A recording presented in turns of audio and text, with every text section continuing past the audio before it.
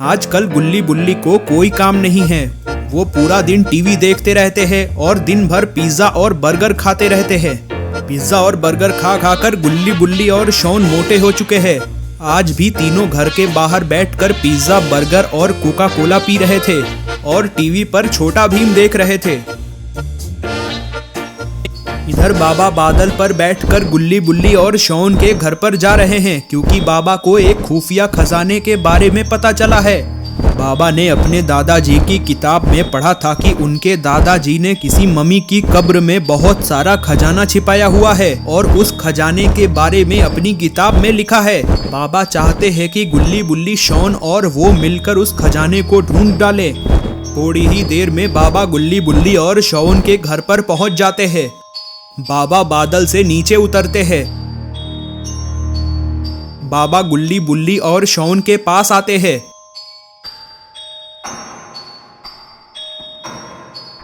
बाबा गुल्ली बुल्ली और शॉन से कहते हैं कि तुम लोग क्या कर रहे हो? तुम लोग पिज्जा बर्गर खा खा कर मोटे हो गए हो। तुम लोग अब मॉन्स्टर से कैसे लड़ोगे? गुल्ली कहता है, बाबा आप टेंशन मत लो, मेरी बॉडी अभी भी बची है। बाबा कहते हैं, वो सब छोड़ो, मेरे दादाजी ने अपनी किताब में लिखा है कि उन्होंने किसी मम्मी की कब्र में बहुत सारा खजाना छिपाया हुआ है। अगर हमें वो खजाना मिल गया तो हम दुनिया के सबसे अमीर आदमी हो जाएंगे। शॉन कहता है, बाबा मम्मी की कब्र? किस मम्मी की कब्र? बाबा कहते हैं, उस मम्मी का नाम फेरो है। वो इजिप्ट का सबसे अमीर मम्मी हुआ करता था। एक दिन उसने मेरे दादाजी से पंगा ले लिया। दादाजी ने एक ही बार में फेरो को हराकर उसे मार दिया।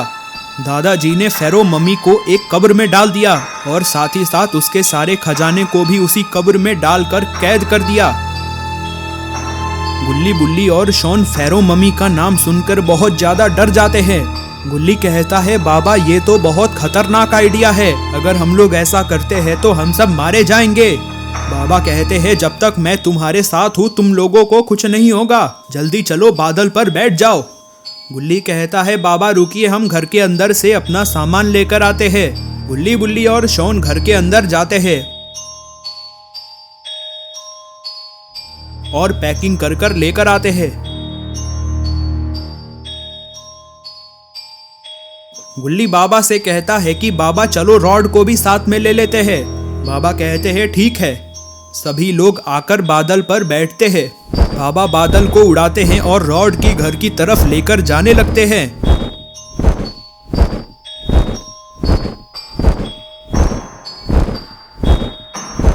गुल्ली बुल्ली, शॉन और बाबा बादल पर बैठकर रॉड के घर पर आते हैं। बाबा बादल को नीचे उतारते हैं। सभी लोग बादल से नीचे उतरकर रॉड के पास आते हैं।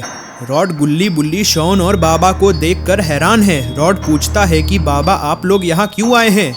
बाबा रॉड को सारी बात बताते हैं। रॉड कहता है, ठीक है बाबा, मैं भी आपके साथ खजाना लेने चलूंगा। बाबा कहते हैं, ठीक है, सभी लोग बादल पर बैठ जाओ। गुल्ली बुल्ली, शॉन, रॉड और बाबा बादल पर आकर बैठ जाते हैं। बाबा बादल को उड़ाते हैं और इजिप्ट की तरफ जाने लगते हैं।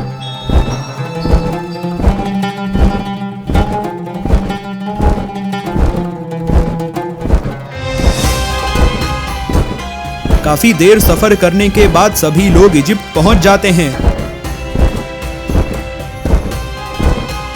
गुल्ली बुल्ली और शॉन को बहुत नींद आ रही है। शॉन बाबा से पूछता है कि बाबा हमें और कितनी दूर चलना है? बाबा कहते हैं, हमें अभी और बहुत दूर जाना है। शॉन कहता है, बाबा मुझे बहुत नींद आ रही है। बाबा शॉन से कहते हैं कि शॉन तुम टेंशन मत लो, मेरा एक दोस्त इजिप्ट में रहता है। उसका घर यहाँ से थोड़ी ही दूरी पर है। आज रात हम उसके घर पे चल के आराम कर लेते हैं। आगे का सफर हम कल तय करेंगे। इतना कहकर बाबा बादल को अपने दोस्त के घर के तरफ ले जाने लगते हैं। थोड़ी ही देर में बाबा अपने दोस्त के गांव में पहुंच जाते हैं। बाबा बादल को नीचे उतारते हैं।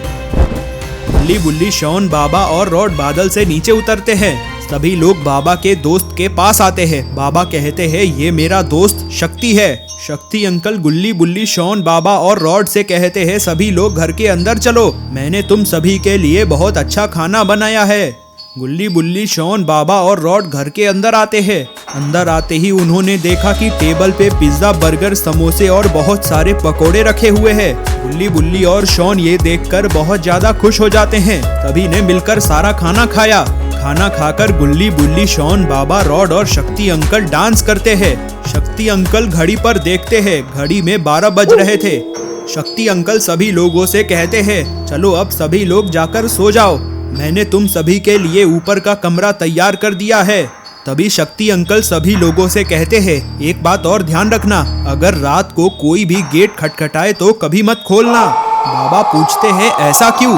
शक्ति अंकल कहते हैं, तुम्हें नहीं पता, इस गांव में हर रात को बहुत सारी मम्मीज आती हैं।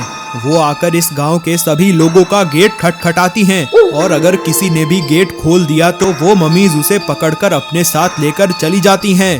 गुल्ली बुल्ली और शॉन ये सुनकर बहुत ज्यादा डर जाते हैं। शक्ति अंकल कहते हैं, जल्दी से जाकर सो जाओ, वो मम्मीज आती ही होंगी।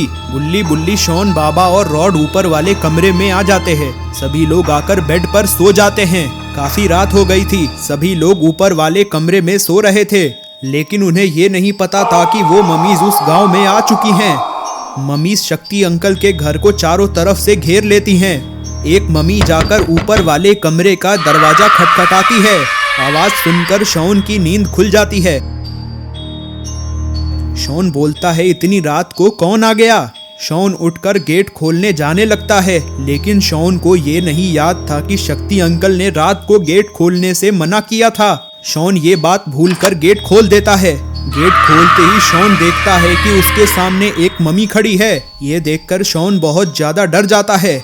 वो मम्मी शॉन को पकड़ लेती है।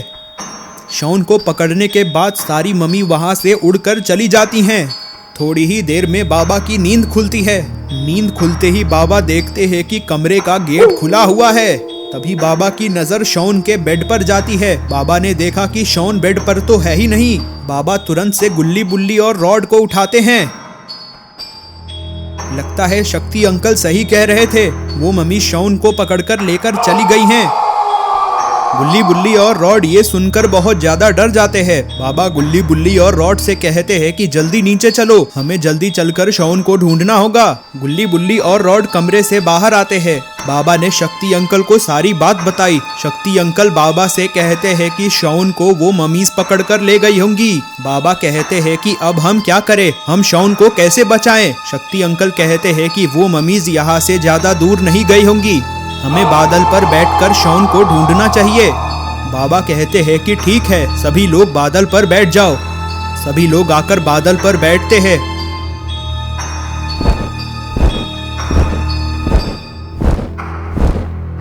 बाबा बादल को उड़ाते हैं और शॉन को ढूंढने लगते हैं। गुल्ली बुल्ली, रॉड, बाबा और शक्ति अंकल शॉन को चारों तरफ ढूंढ रहे हैं, लेकिन उन्हें शॉन कहीं नहीं दिखाई दे रहा। अभी अचानक से बाबा को कुछ दिखाई देता है। अरे ये तो मम्मीज हैं जो शॉन को पकड़कर लेकर जा रही है। बाबा कहते हैं, अरे वो तो शॉन है, मम्मीज शॉन को पकड़कर लेकर जा रही हैं। बाबा बादल को और भी तेज उड़ाकर मम्मी के पास लेकर आते हैं। बाबा चिल्लाकर मम्मीज से कहते हैं कि शॉन को छोड़ दो, वरना तुम लोगों के साथ अच्छा नहीं होगा। ये सुनकर मम्मीज भड़क जाती है। मम्मीज अपनी शक्तियों से बादल के ऊपर हमला करती है, लेकिन मम्मीज के हमले से सभी लोग बच जाते हैं। बाबा कहते हैं, लगता है ये मम्मीज बातों से नहीं मानेंगी। बाबा लेजर से मम्मीज के ऊपर हमला करते हैं। वो लेजर जाकर सीधा मम्मीज के ऊपर लगता है। लेजर लगते ही शॉन और मम्मी नीचे गिर जाती हैं। सारी मम्मीज भी नीचे आती हैं। बाबा भी बादल को लेकर नीचे आते हैं। बाबा बादल से नीचे आते हैं। वो मम्मी उठती है। मम्मी उठते ही शॉन को दोबारा पकड़ लेती है। बाबा मम्मी से कहते हैं कि मैं आखिरी बार बोल रहा हूँ, शॉन को छोड़ दो, वरना तुम्हारे साथ अच्छा नहीं होगा। मम्मी बाबा से कहती है, ओ बुढ़े तू हमें डरा मत।